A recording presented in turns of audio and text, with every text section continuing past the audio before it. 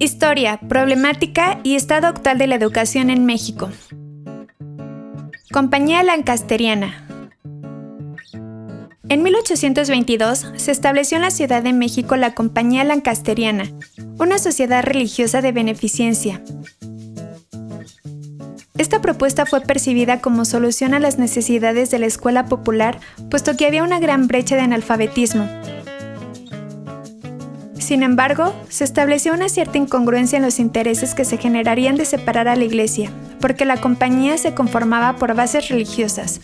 El creador de esta compañía fue Joseph Lancaster, de origen inglés y reformista de la educación pública, quien revolucionó la época con la efectiva técnica educativa que se conoció como mutualista. Consistía principalmente en impartir las enseñanzas a los estudiantes más avanzados llamados monitores, quienes posteriormente compartían las enseñanzas a grupos de 10 alumnos. Gracias a este método, un solo profesor podía abarcar entre 100 y 200 alumnos.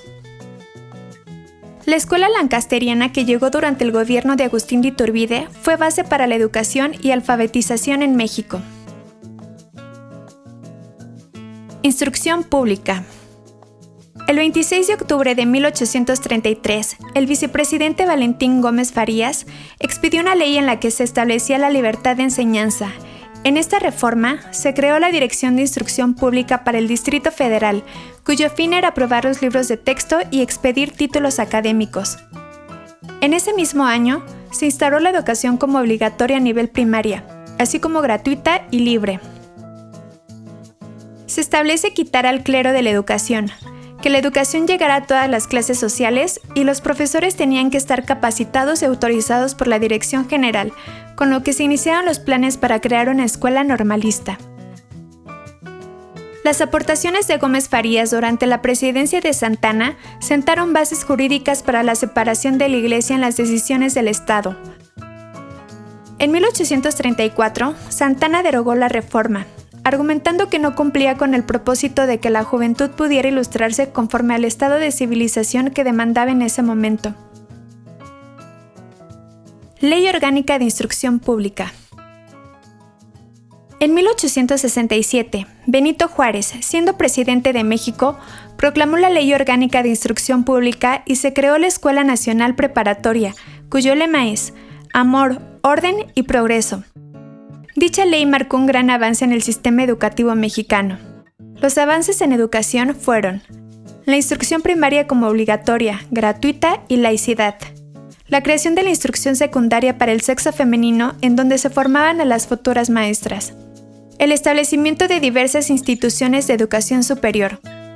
La fundación de la Escuela Nacional Preparatoria, cuyo primer director fue el médico Gabino Barreda, quien impulsa la doctrina positivista. La fundación de una escuela para invidentes. La organización de la Biblioteca Nacional de México.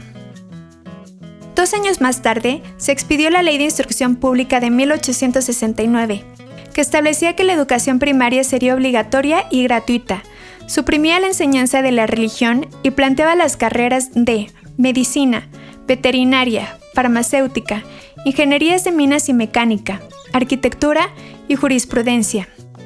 Fue en ese año también cuando empezó a funcionar la secundaria para niñas. La Ley Orgánica de Instrucción Pública fortaleció la educación primaria de niños y adultos y la educación femenina y estableció los principios de laicidad, gratuidad y obligatoriedad. Secretaría de Instrucción Pública y Bellas Artes. Durante el Porfiriato y en su llegada a la Subsecretaría de Instrucción Pública en 1901, Justo Sierra continuó con ideales liberales y se preocupó por organizar el sistema educativo, expandirlo y elevar los niveles de escolaridad. El 18 de abril de 1905 fue presentada en la Cámara de Diputados la iniciativa sobre la creación de la Secretaría de Instrucción Pública y Bellas Artes, de la que el mismo Sierra fuera titular. Las atribuciones que tenía esta dependencia fueron promover la instrucción primaria, normal, preparatoria y profesional. Sierra logró un sistema educativo nacional completo hasta llegar a la universidad. También promovió la reapertura de la Universidad Nacional. Algunos datos relevantes de esa época fue que continuaban los altos índices de analfabetismo, la educación privilegió a los sectores medios y altos de la sociedad, la creación de la Escuela de Altos Estudios y la consolidación del pensamiento positivista, que existía a conservar el orden con la finalidad de alcanzar el progreso.